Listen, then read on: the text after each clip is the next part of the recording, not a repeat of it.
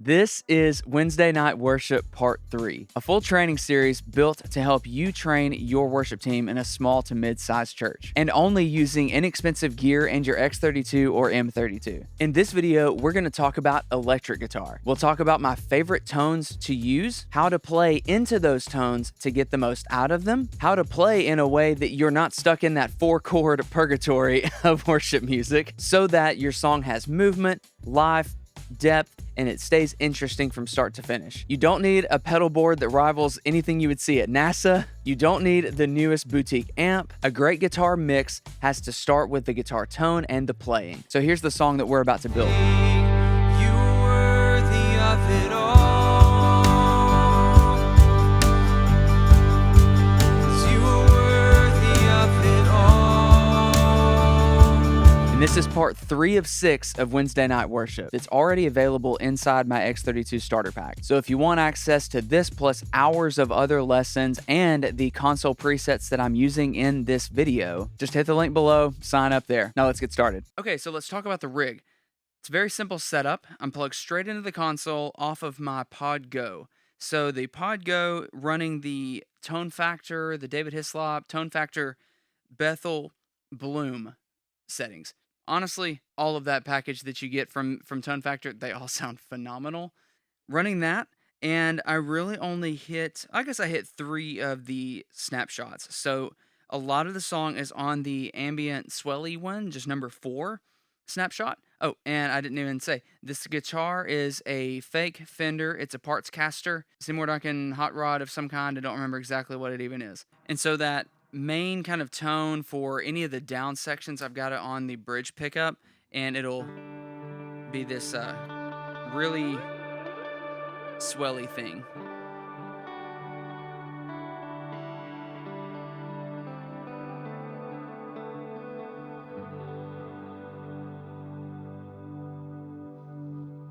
So it's a really pretty sound. So let's dive in. The song itself, like we've talked about in the others, one of the big things about songs and arrangements like this is giving space. You don't have to do swelly stuff. You don't have to do anything at times. And yeah, that's what I did here. I didn't even play until I believe what would have been technically the second chorus. So let's just jump in. Fast forward a little bit and see where we land. Worthy of it all. You worthy of it all. Okay, so I'm gonna fast forward it. And all the saints and angels, So still nothing. elders cast And we come in on this their chorus. crowns before So I'll solo it when we get there. of God and sing, you worthy of it all.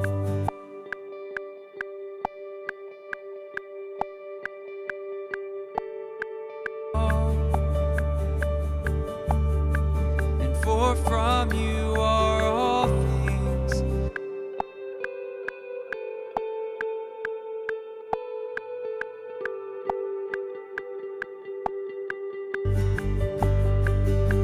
Singing.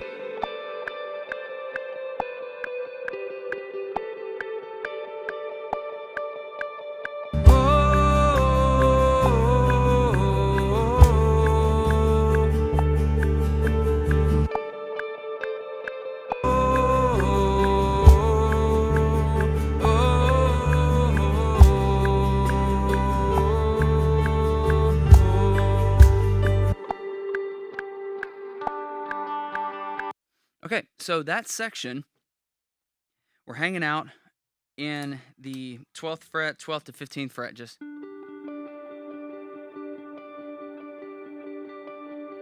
Worthy of it all. Basically making that D shape there. From you are all things.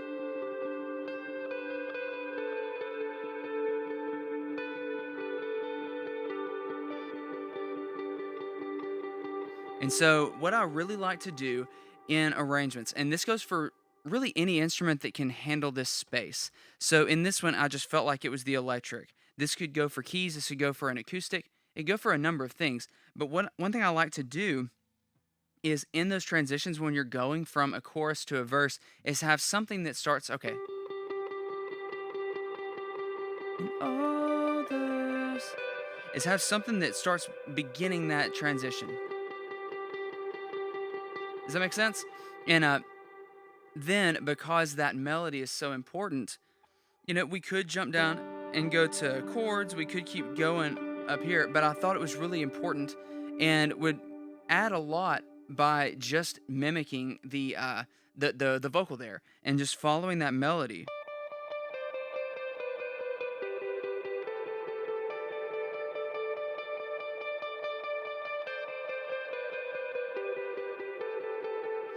And what that does a lot of times is it's not even obvious that someone is doubling the melody because this is such a washy sound. It actually enhances a lot of the verb and a lot of the character of the vocal is what it does to me. Is it actually sets the vocal even more over the top and really doubles down on what's going on there and sits behind it, but you have all that ambience happening as well that can really, just push that over the top, give it some more life. And then once that's done, I dropped down, went to the bridge pickup, and actually went to snapshot 1, which is more of a just a clean sound. So, and then after that, stay on that same snapshot, but go over to the bridge, pick up there, and actually bring it down to this kind of more primary chord structure down here. And we're going on that D and G and D note, just real simple, just the one note there. And really, this just takes it out of this range and drops it down and kind of dirties it up just a little bit. So let's listen to that in context.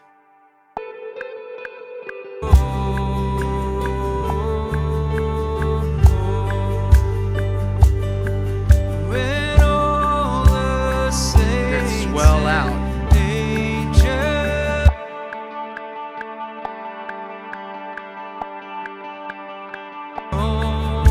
Just keep that going.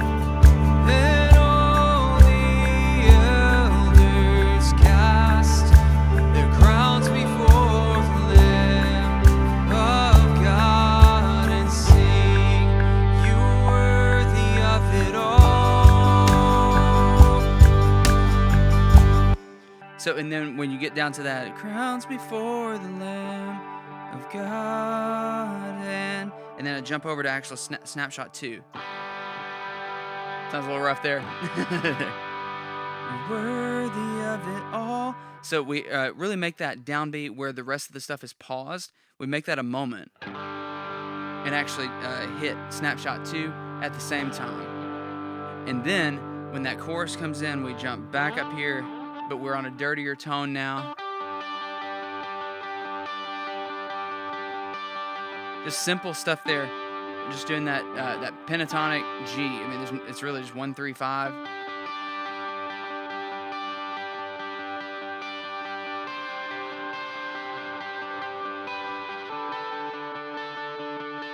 So yeah, and that's where we're at there. So let's jump ahead.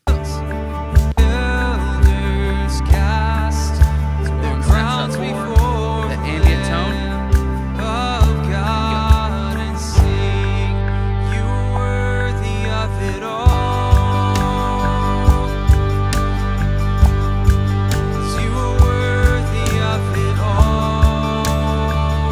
Stay on those chords. Jump ahead. Yes, you do, Jesus. You're worthy of it all. Okay, so all that, we're staying in that same area, same range. So now let's jump over to the bridge. From you are all day and night. When day and night, night and day, let incense arise.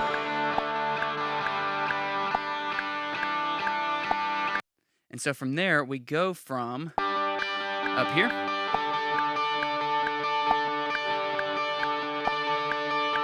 playing was a little rough there, but you get the point. So we're up high and then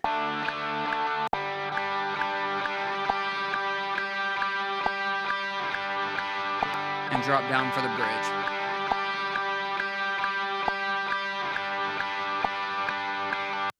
And so from that, we go from up here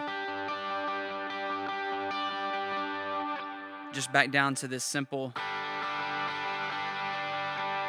G shapes. And so from there, all I'm doing is holding that D and G note.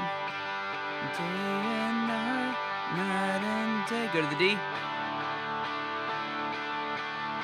And so, but what we're doing is we're setting we're changing up. We're making it different from the chorus to the bridge, and then back to the chorus, so that they're distinct parts, and we're not just starting on the chorus where we're hammering out full, Guns N' Roses G chords, which sounds awesome, but it leaves no room for anything. So then what are we going to do? We go to the bridge and we're just back to day and night, night and day, let incense arise. And then we go back and worthy of it all. And it's just more of the same the whole time. And so when we're starting at least on a different spot, and from you are all things, to you are all things, and you deserve the glory. Obviously don't strum that hard, but you get the point. In day and night, night and day, let us. And so then it's like whenever it comes back time for the chorus, worthy of it all. You're worthy of it all. And so it just creates just distinct spots in the song where it's different moments for different pieces. And so your parts don't have to be perfect at all. The parts you're playing don't have to be all that special, but think, what can I play differently in this section? What can I add to each moment to make it something different than what came before it? How are we going to know, like if we took the vocal away, would we know we're not in the same section? Because, we make jokes all the time that worship music is made of 4 chords. Every song is the same, but it doesn't have to feel the same the entire time. And that's a trap that we fall into is, well, we look at 4 chords on a page. You don't have to play the same thing 4 times for the entire song. Does that make sense? You can create something around that and really create more moments through a song. And so we ride that stuff out there to the end of the song. So here we go to the end. Crash out on that snapshot 4. You're worthy of it all. And this is where you can, get a little creative, add some swellies in there. That's all I did at the end. Just playing some taste notes, just some different stuff. You are all things, you deserve the glory.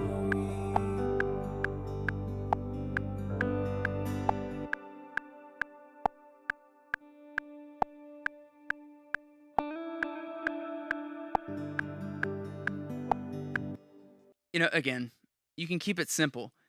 You don't have to have these overly creative or complex parts.